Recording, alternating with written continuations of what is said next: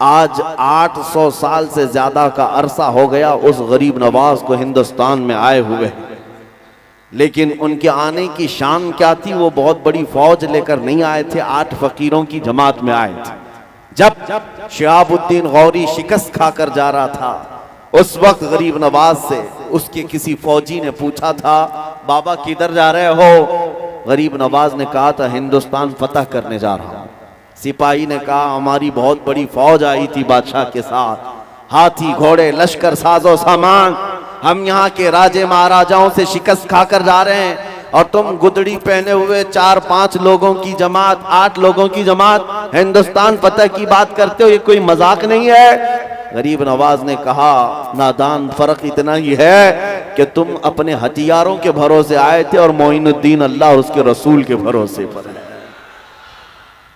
ये ताकत है, ये कुव्वत का नाम है।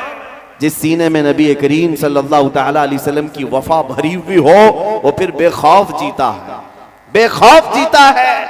और फिर बेखौफ होकर बरेली से आवाज आती है, खौफ ना रख रजा जरा, तू तो है अब्दे मुस्तफा, तेरे लिए अमान है, तेरे लिए अमान है। आज डर किस बात का? डर किस बात का? हम उस कौम के वारिस हैं जो 313 भी थे तो पूरी दुनिया उनसे खौफजदा थी, थर्राते थे। कैसर और किसरा उनकी नींदें हराम कर रखी थी उमर इब्ने खत्ताब रदियल्लाहु ताला अन्हु की फौज ने। उनके पास कौन सी ऐसी ताकत थी आपको पता है? उरवा बिन मसूद सकफी एक कासिद मक्का वालों की तरफ से आया। मक्का वालों ने कहा था जाओ मोहम्मद के साथियों के हथियार देख कर के आओ, वो बड़ी बड़ी ताकतों को चैलेंज कर रहे हैं, कितनी ताकत जमा कर ली। कासिद आया था देखने के लिए, और जिस वक्त आया नबी करीम सल्लल्लाहु तआला अलैहि वसल्लम के इर्द गिर्द सहाबा थे, मगरिब की अजान हो चुकी थी, हुजूर मगरिब की तैयारी कर रहे थे और वजू फरमा रहे थे। सहाबा अतराफ में जमा होकर खड़े थे। कासिद आया, पूछा ये क्या हो रहा है? सहाबा ने कहा अल्लाह के रसूल वजू कर रहे हैं। और उस पर भीड़ किस बात की? वो कासिद भीड़ को चीरते हुए जाकर देखा, नबी करीम सल्लल्लाहु तआला अलैहि वसल्लम जब वजू कर रहे हैं, सहाबा अपने दामन को हुजूर के आगे फैला देते हैं। हुजूर कुल्ली करें तो अपने दामन में ले लें, हुजूर अपना चेहरा धोएं तो अपने हाथों पर लेकर अपने चेहरे को मल लें। यहाँ तक के नबी करीम सल्लल्लाहु तआला अलैहि वसल्लम के वजू का एक कतरा भी सहाबा जमीन पर गिरने नहीं देते, पानी उठा लेते हैं। कोई जुबान पर लगाता है, कोई चेहरे पर और कोई बदन पर लगा लेता है। उरवा बिन मसूद सकफी ये मंजर देखकर हैरान रह गया, वापस आया और अपने गुरु घंटालों से कहा मोहम्मद और उनके साथियों से लड़ने का इरादा छोड़ दो। पूछा क्या उन्होंने बहुत बड़ी ताकत जमा कर रखी है? कहा ताकत तो बहुत बड़ी नहीं, लेकिन परवानों की ऐसी जमात है कि मैंने कैसर और किसरा की भी ऐसी ताजीम करते लोगों को नहीं देखा। ऐसी कौम मोहम्मद के साथ है कि मोहम्मद अरबी का वजू का एक कतरा वो जमीन पर गिरने नहीं देते, तो उनके खून का कतरा कब वो गिरने दे सकते हैं? इसलिए अजीजान गिरामी वक़ार, दुनिया अगर खौफजदा थी तो वह इश्क रसूल की ताकत से थी। सहाबा का जो लगाव था मेरे आका से, ये बहुत बड़ी अजीम ताकत थी। इसी को इकबाल ने कहा था, उनके जो हम गुलाम थे खल्क के पेशवा रहे, उनसे फिरे जहां फिरा फिराई कमी वखार में। आज खौफ जो तुम्हारे दिलों पर तारी है, उसकी एक सबसे बड़ी वजह यही है।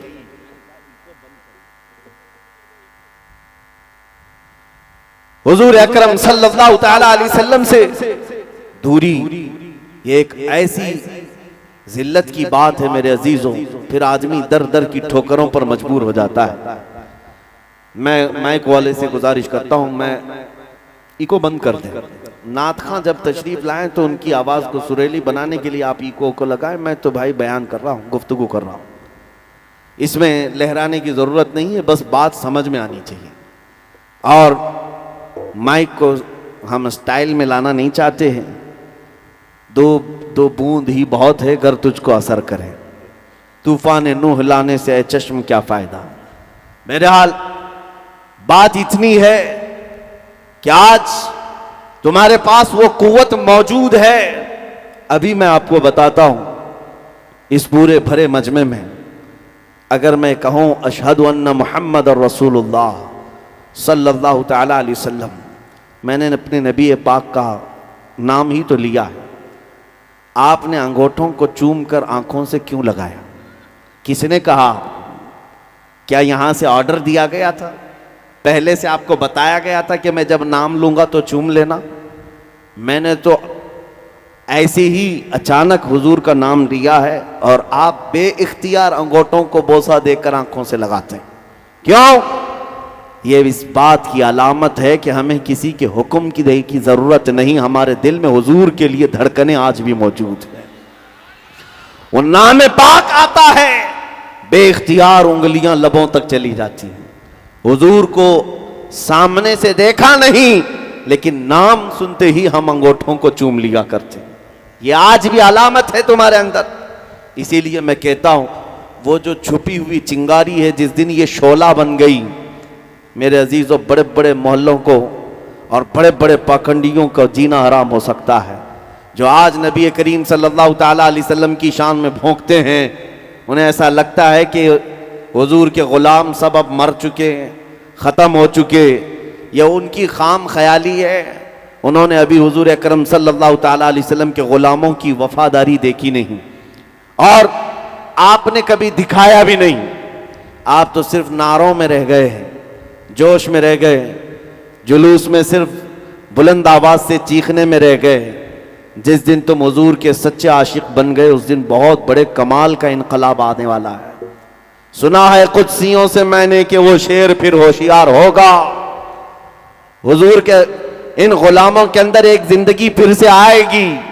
वो जिस दिन बेदार हुए हैं, मैंने 4-5 साल पहले एक बात पढ़ी थी।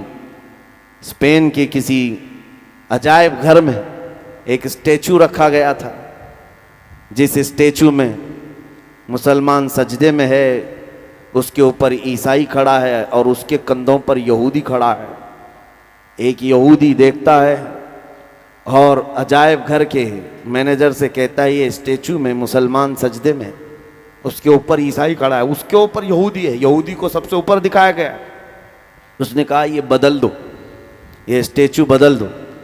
मैनेजर ने कहा, इसमें आपकी कौन सी तौहीन हो रही, आप तो सबसे ऊपर है, मुसलमान सबसे नीचे झुका हुआ है, उसके ऊपर ईसाई, उसके ऊपर आपको रखा गया है। उसने कहा, ऊपर तो दिखाया आपने, लेकिन इसका दूसरा मैसेज ये है, अगर ये मुसलमान उठ गया, अगर ये सजदे में से उठ गया, तो ऊपर जो दोनों खड़े हैं उनकी हालत क्या होने वाली। मेरे अजीजों, ये दुनिया जानती है, जितनी देर तक ये नशा में है, हम आराम से हैं। इनको नशा खिलाओ, सुन करके रखे रहो, इनको आवारगी में डाल के रखो, इनको बेहयाई और बेअखलाकी में डाल कर रखो, और पूरी दुनिया को तुम्हारा नाम ले लेकर के डराया जाता है कि इनके यहाँ आतंकवाद होते हैं, टेररिस्ट होते हैं, दहशतगर्द होते हैं, लुटेरे होते हैं, फला होते हैं। उनके भौंकने से कुछ नहीं होता।